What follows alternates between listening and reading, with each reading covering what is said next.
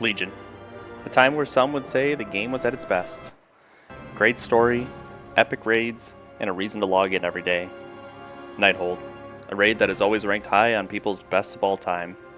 Or the expansion before Legion. Warlords of Draenor. High Maul, Black Rock Foundry, Hellfire Citadel. 3 amazing raids. Unfortunately, the expansion as a whole was not loved as much, but no denying the quality of the raids. Even more memorable raids in the past. Ulduar, Throne of Thunder, or Castle Nathria. When asked for the best raids of all time, a majority of these raids will make it into everyone's list. But why isn't there any recent ones? If Castle Nathria is considered the last amazing raid, we are 7 raid tiers in a row without that feeling of, that was an all-time great raid. When the game could be considered at its best state it's ever been, the raids feel like they're missing something. The icing on the cake for expansions that feel like they were the best of all time. We lived through Azerite armor and the respecking cost, Warlords of Draenor content drought, Legion legendaries at the start when it's better to fresh roll a character if you got a bad legendary on your main, Shadowlands, the Maw, and Torghast for power, and to now with Blizzard coming up with great new system after great new system. The Warbank, alt-friendly Warbound quest, hero talents, dragon riding, and many more that feel like they are targeting player groups from high-end to low-end. So what's missing? First place I want to start, intro raids. Emerald Nightmare, Uldir, Castle Nathria, Vault of the Incarnates, or Nerebar Palace. The campaign ended in these zones, and the story was established. Intro raids are just that, they're intro raids.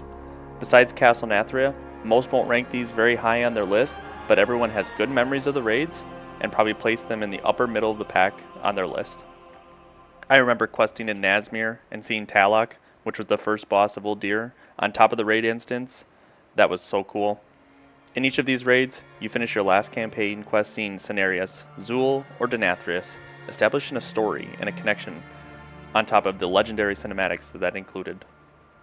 But what about the most recent intro raid, Nerebar Palace? Having played since day 1 of the War Within, and no-lifing all the way up to the raid release, do you know what cinematic sticks in my head? Just Xal'atath's feet. Not that I'm into that, but of course it was posted 24/7 on Reddit, so that's the only memorable cinematic I have in my head of that one. For me, Nerebar lacked story. I feel like I was entering a big spider web on characters I didn't know, and sadly, didn't care to defeat. Next, looking at the successful raids of Nighthold or Blackrock Foundry. What made them all-time greats? Nighthold had what felt like months worth of quest lines in Suramar, building a story. You could see both raid instances, main location in-game, and travel around the raid, seeing Croesus' bridge, seeing the Blackrock Foundry used for the war. You could also look in the dungeon journal and see the bosses, see what was coming up, start to establish a connection, hatred between these bosses. How does that work today? Well, we get a patch that introduces the new zone, with around 2 to 3 hours of quests, and finally able to see the physical raid location in the dungeon journal. And then 1 week later, we enter the raid. No time to establish a story or develop a connection with the bosses. Even this raid tier, Liberation of Undermine, had a final boss of Gallywix, which is iconic throughout WoW history, rich in lore. But we hadn't seen him what? Since BFA? 6 years later, I didn't care too much about him. I think it's no secret at this point what I believe to be missing from WoW raids currently.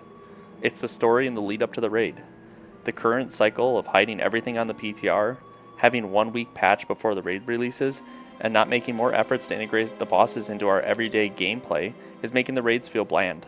I think of Court of Stars, sometimes you would see Star Augur, Agrimar was part of the questline in Argus, and there's more examples of that throughout history.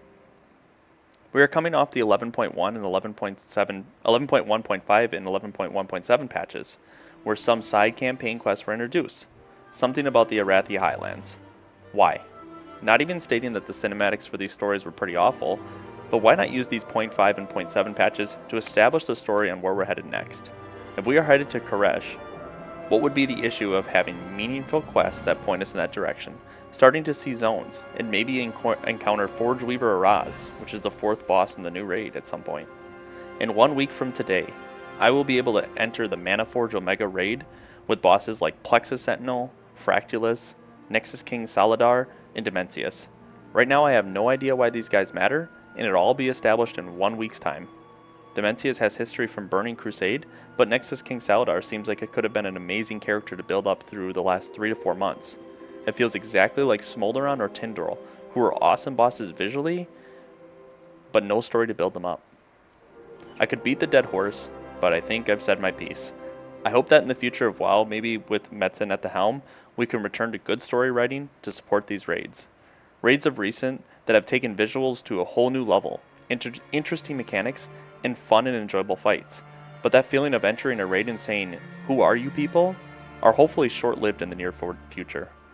I hope you enjoyed the video. Like and subscribe if you haven't, and I'll catch you in the next one.